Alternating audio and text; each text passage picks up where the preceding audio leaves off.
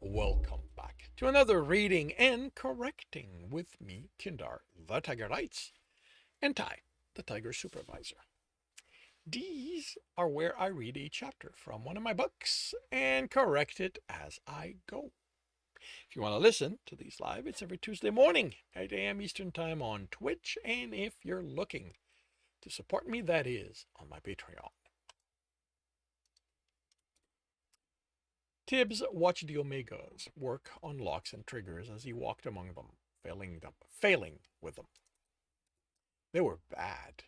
Nearly without a fault, each of them would end up in a cell or dead if they were to attempt them outside of training. Worse than that, few of them seemed in, seemed to enjoy handling the lockpicks and small tools. More girls than boys, and with a few exceptions, they were the smaller of the urchins. The broader and taller of them seemed to be the ones enjoying the training. Tibbs stopped a small girl from throwing the lock in anger. He didn't comfort her, ask her name or about how she'd become a war urchin. She wouldn't survive her first run, even if the others on her team tried to keep her alive. She didn't want to be here.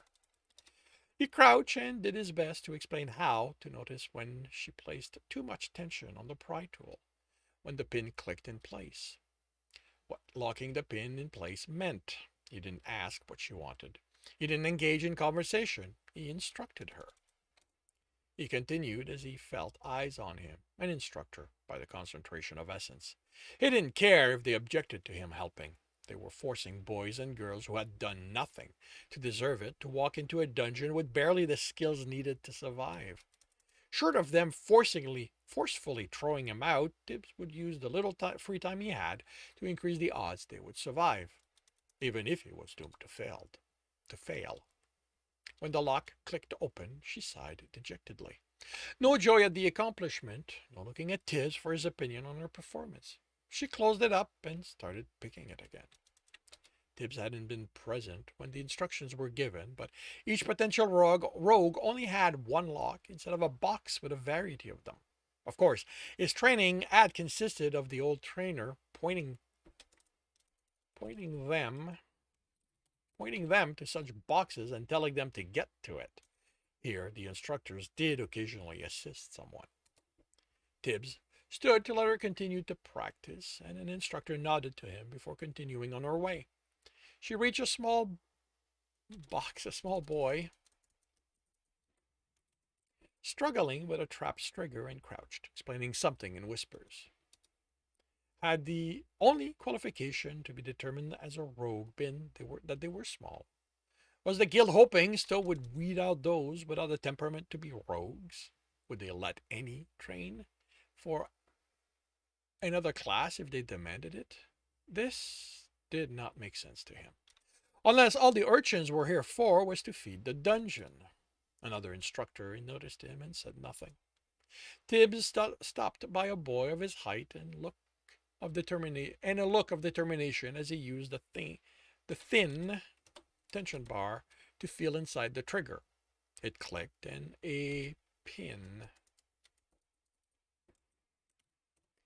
snapped out of the side. If this had been part of a trap, it would have activated. The boy looked around, sighing, and handed him the trap on seeing him there. Tibbs reset it and handed it back. The boy got back to work. Maybe this one had a chance. Tibbs glanced over his shoulder at the time shield then what was left of the dragon crest for him to complete.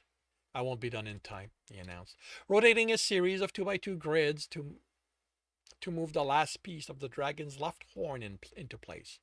A secondary aspect to the lock that had only become apparent once he started solving it was identify what piece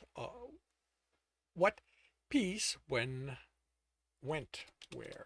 Actually, all of this is kind of wrong in that this is not where this should be brought up. It should be brought up in the previous book, literally the first crest that Tibbs has to undo, because that they're all like that.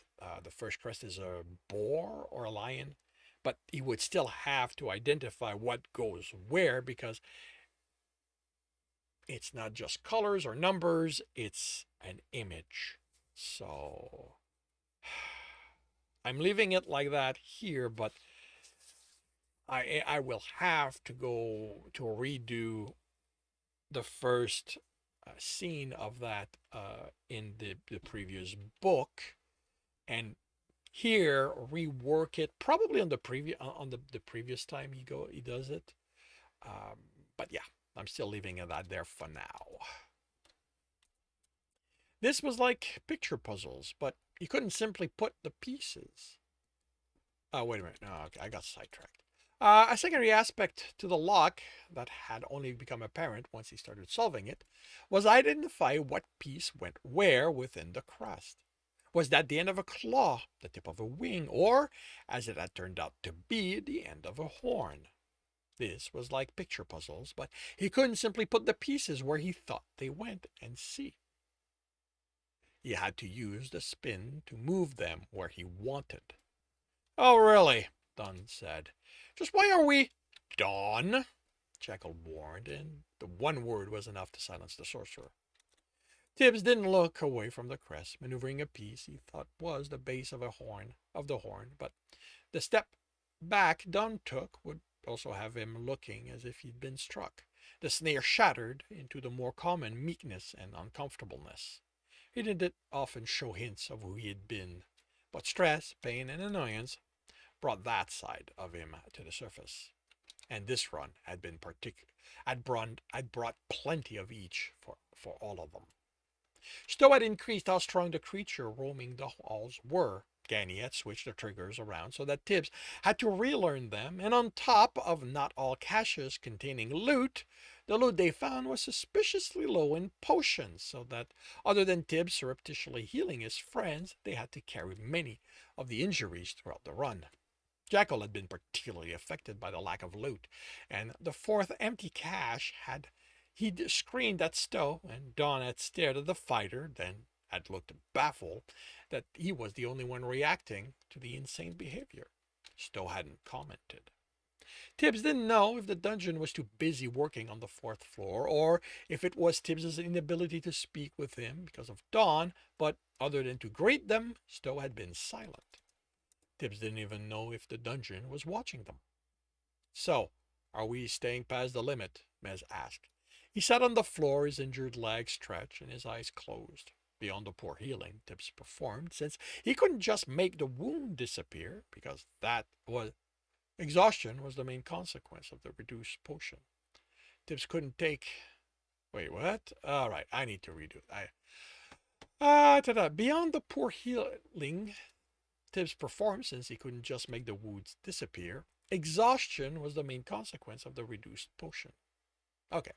Tibbs couldn't take away his friend's fatigue without letting purity work on them, and that would heal everything it could.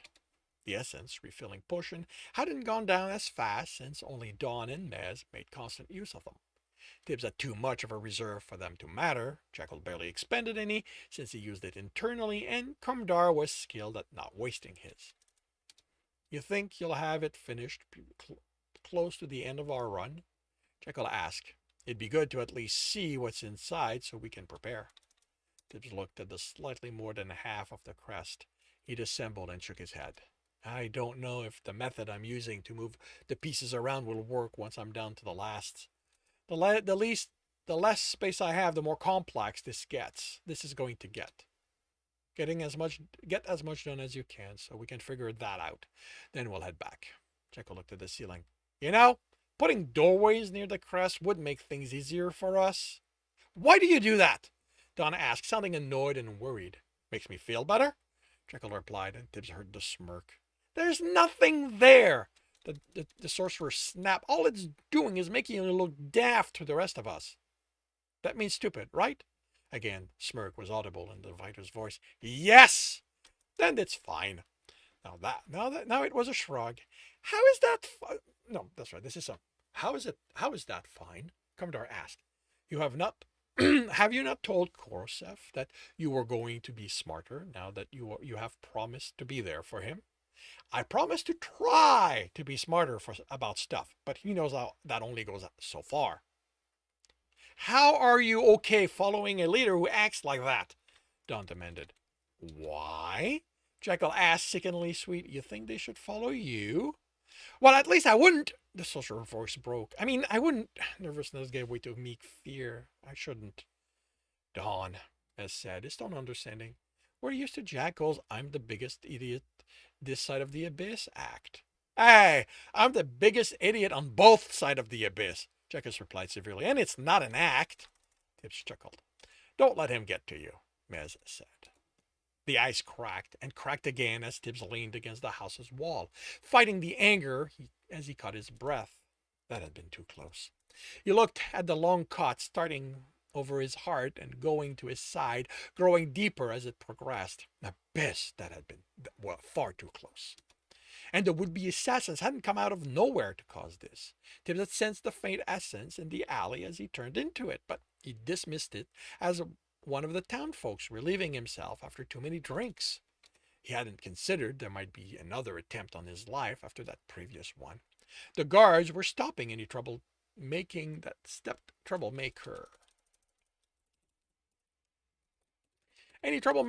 stepped off the platform. His rog hadn't mentioned having to stop anyone for days now. The guards were only stopping the sloppy ones. Those left were skilled enough to give his rogue the slip and to nearly kill Tibs. Abyss, that fight had been too close, too hard. He had elements. He should have brought her down the instant he'd realized she wasn't what he thought. But she'd pressed him so hard he hadn't had time to think, only react. Even avoiding the killing strike had been more reflex than actual defense. He'd been slow in blocking it, hadn't realized what her target had been in the chaos of defending himself, and his knife had only pushed the sword to the side because the motion had already been started. He'd been stupid, more than Jackal stupid. More cracks formed. More cracks spread, and he focused on that, ignoring the blood flowing out of the deep cut.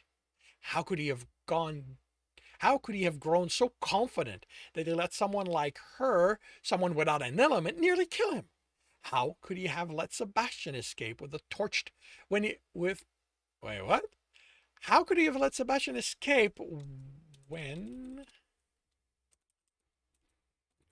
he torched so much, only to let him then kill Karina? Why hadn't he gone to the camp to end him when he'd arrived? He knew why, he was able to admit, once most of the cracks were filled and the anger was back to an amber. Okay, this is supposed to be, you know what? I'm going to have to go back. I think I've let a few pass.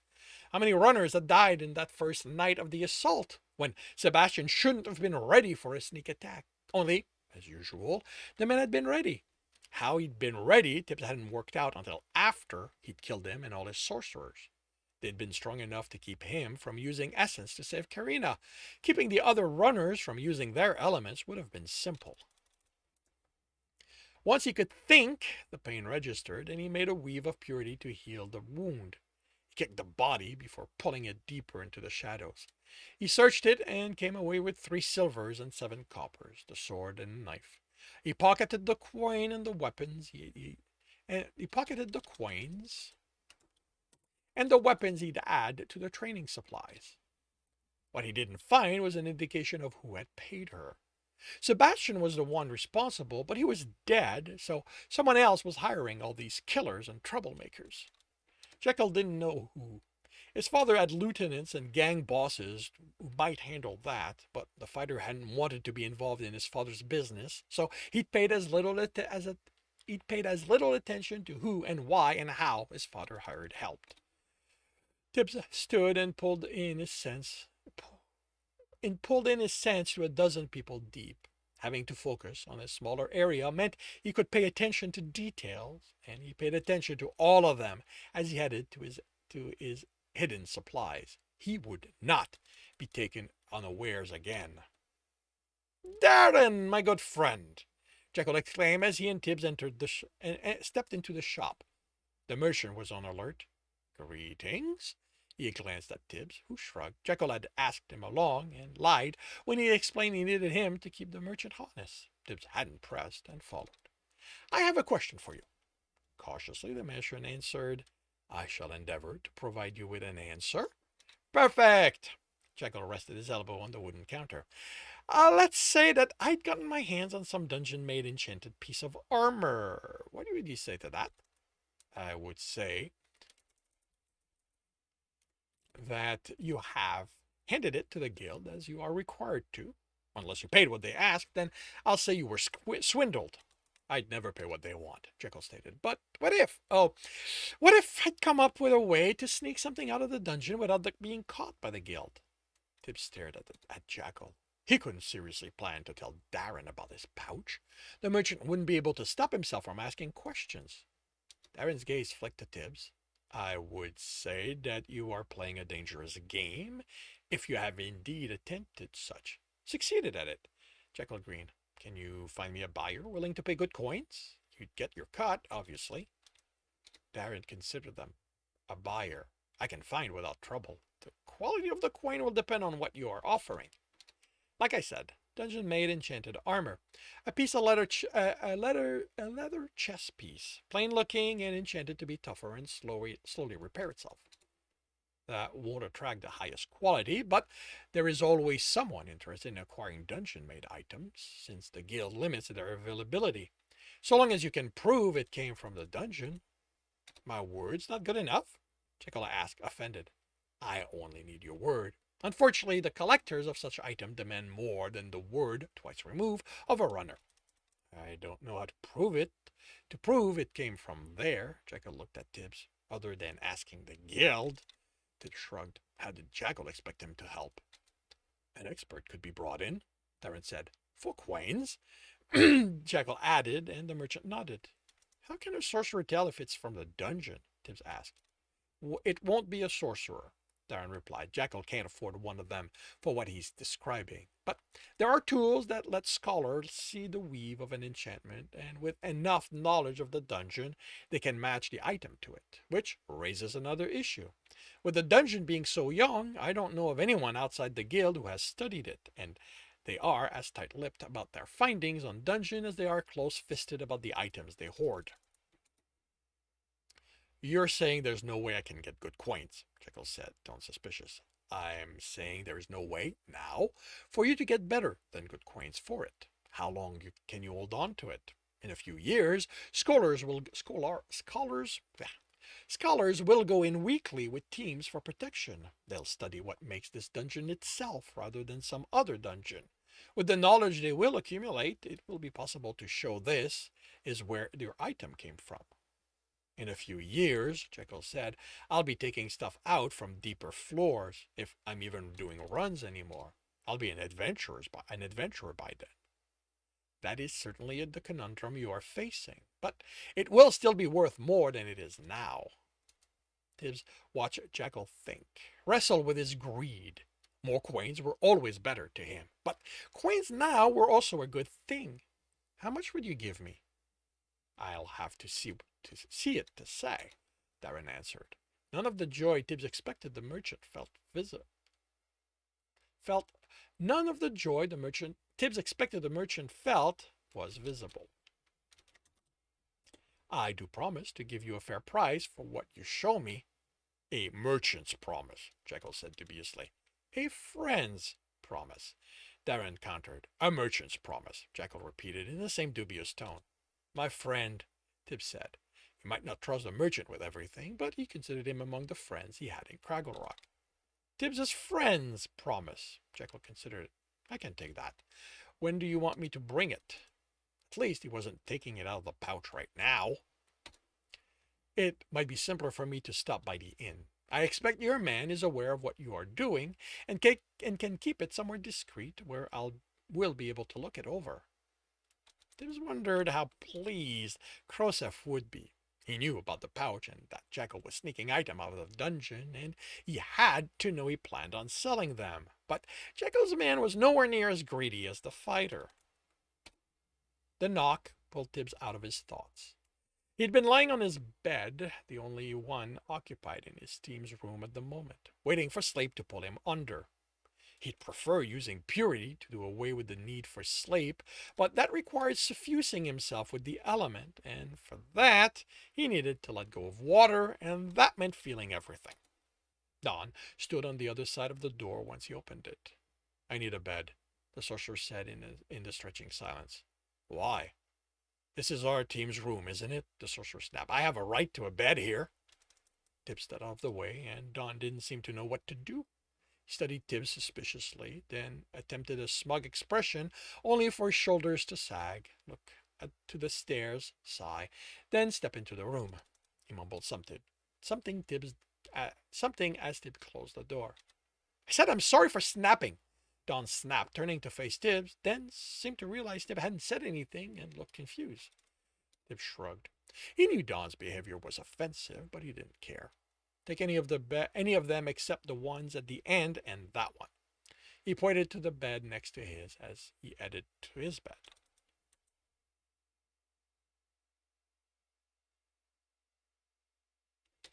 As as he headed to his. Jekyll and Mez spent their nights with their special someone now, or at least at her house in Mace's case.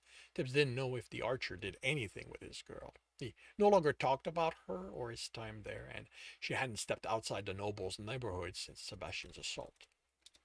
What happened to your room? Don checked the firmness of both mattresses before sitting on what had been Mez's.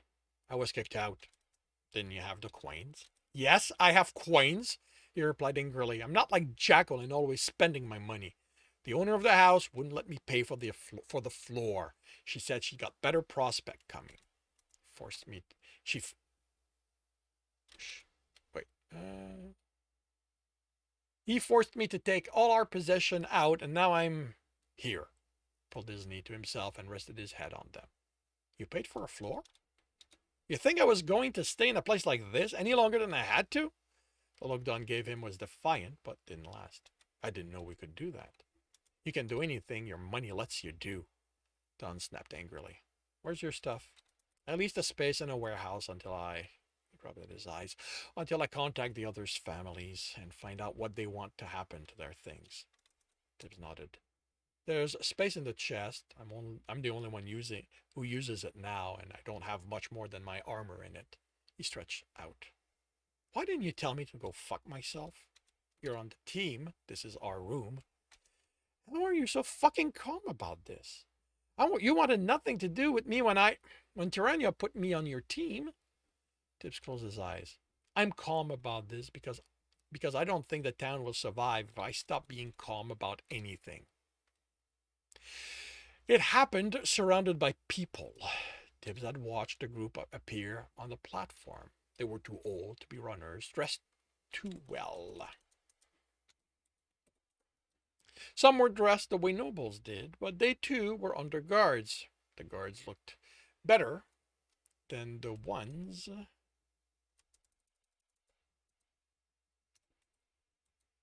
Tibbs was used to, their armor polished even where they were dented, and the overcoat colorful with drawings on them. Instead of heading along Dungeon Way, the crew was led into the town, and Tibbs lost interest in them, turning and heading back to the inn. He had papers to deal with. Krosef's father joked Tibbs should rent a room and make it his office for all the time he spent working at the table. Tibbs had sensed the crowd surrounding him, all normal people, but he knew better, so he remained alert for any who didn't move through it as they should. The problem with the room was the implication he could leave his papers there when he didn't work. No room in the inn would be as secure as Tibbs keeping the satchel on him or his room in the rooming house. He also didn't want to work on them alone. Krosef wouldn't be able to force him to stop and eat. The crowd had become thicker by the time the rowdiness started. Tibbs sensed in the direction of the shouts as his fingers slipped into a pocket. He pulled out coppers, then was shoved as everyone stepped away for more shout. A fight had broken out. He regained his footing and moved with it. He sensed an unoccupied alley, and the crowd was moving in that direction. He slipped into He'd slipped into it once. The crowd stopped, and Tibs bumped into the person ahead of him. His figure came out of the pocket holding coins. Then they slipped out of them as pain erupted in his back. An arm was around his chest, pulling him out of the crowd towards that alley he'd intended to go to. Another shove at his back, more pain, now under the arm, dragging him. A forearm's worth of the end of a blood-covered sword was visible. Sebastian sends his regard, the men whispered in Tibbs's ear, and a bit later, Tibbs fell. And that concludes chapter 15 of Breaking Step. If you are enjoying this, please leave a like. If you want to know when the next chapter is going to be up, subscribe and hit the bell. If you want to read the story as well as the other two books, they are up on Royal Road for free. If you want to read ahead of what's on Royal Road, as well as support me, that is on my Patreon. They are about 20 chapters ahead. And if you're looking to listen to these live, it's every Tuesday morning, 8 a.m. Eastern Time on Twitch. Links are in the notes, and with that, I shall wish you a good day.